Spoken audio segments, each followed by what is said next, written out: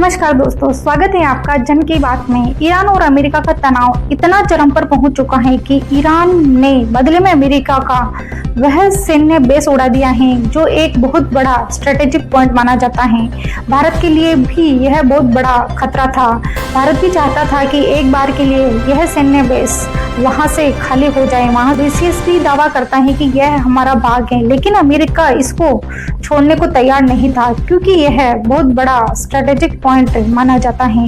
यह पॉइंट है Diego Garcia island. Diego Garcia कहाँ है? यह हिंद महासागर के बीचों बीच स्थित एक छोटा सा द्वीप है जो चागोस आर्चिपेलागो का हिस्सा है। यह भारत से करीब 1600 किलोमीटर दक्षिण में स्थित है। मॉरिशस के पास ही स्थित है।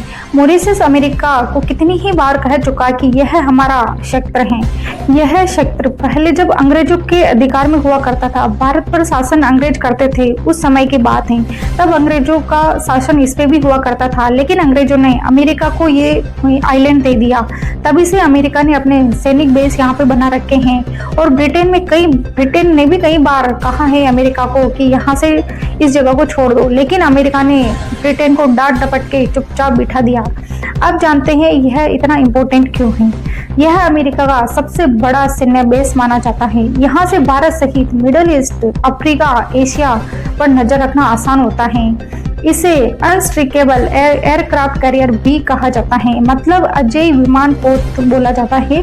यह हिंद महासागर में स्थित एक रणनीतिक अमेरिकी सैन्य बेस है जिसे इसके भौगोलिक स्थान और सामरिक महत्व के कारण यह नाम दिया गया है। इसके अलावा इसको स्ट्रेटेजिक आइलैंड के रूप में भी माना जाता है।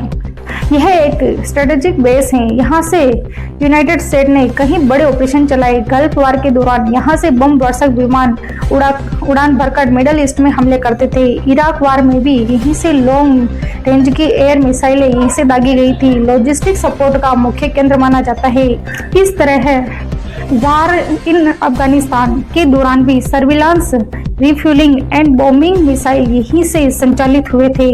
इसकी लोकेशन ऐसी है कि यह समुद्र में सुरक्षित रहते हुए दूर दूर तक सैन्य कार्यवाहियां करने की सुविधा देता है। हाल ही में खबरों में क्यों आया ये आइलैंड, जानते हैं। ईरान ने इस बेस को टारगेट करने की कोशिश की है, यानी अब जंग मिडल ईस्ट से निकलकर डायरेक्ट हिंद महासागर तक पहुंच चुकी है।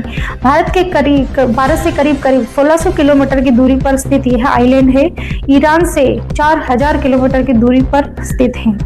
ऐसा लग रहा है कि ईरान अपने धमाकेदार हथियार अब निकाल रहा है। उसके पास इतनी लंबी दूरी की बैलिस्टिक मिसाइल्स होगी, ये किसी को पता नहीं था। अब तो अमेरिका के लिए यह खतरा इतना बड़ा हो गया कि वह डर रहा है कि क्या इसके पास इंटरकॉन्टिनेंटल बैलिस्टिक मिसाइल भी मौजूद होगी तो हमारा क्या हाल होगा। कुछ ही दिनों में ईरान ने अमेरिका को कर्ज में डुबोकर घुटनों पर ला दिया है। अब तो सभी देश यही चाहते हैं कि जहां जहां अमेरिकी बेस मौजूद हैं वहां कभी शांति हो ही नहीं सकती, क्योंकि वह सैन्य बेस बनाता ही इसीलिए क्योंकि वह आसपास के देशों पर नजर रख सके और बड़ी सैन्य कार्यवाहियों को अंजाम दे सके। डियागो गार्सिया भारत के लिए रणनीतिक रूप से बेहद ही इम्पोर्टेंट माना जाता है क्योंकि यह इंडियन ओशियन में स्थित है, जो भारत के समुद्री व्यापार और सुरक्षा का प्रमुख क्षेत्र माना जाता है। भारत का लगभग 90% व्यापार समुद्री रास्तों से ही होता है। इस क्षेत्र पर नियंत्रण और निगरानी किसी भी बड़े देश के लिए बहुत मायने रखती है। यह द्वीप यूनाइटेड स्टेट और ब्रिटेन का सैन्य बेस है जहां से पूरे हिंद महासागर क्षेत्र की गतिविधियों पर नजर रखी जा सकती है। इससे भारत की समुद्री सुरक्षा और रणनीतिक संतुलन प्रभावित होता रहता है।